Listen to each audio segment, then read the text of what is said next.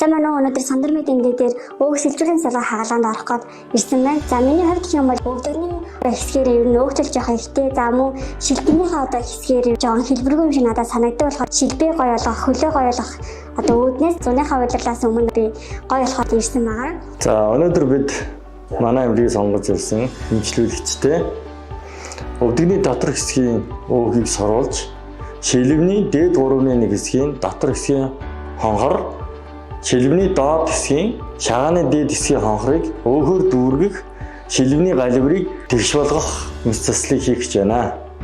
Зүүн талын шилбэний дээд дотор хэсэг, шилбэний доод дотор хэсгийн дефектийг өөхөр дүүргэсэн байдал.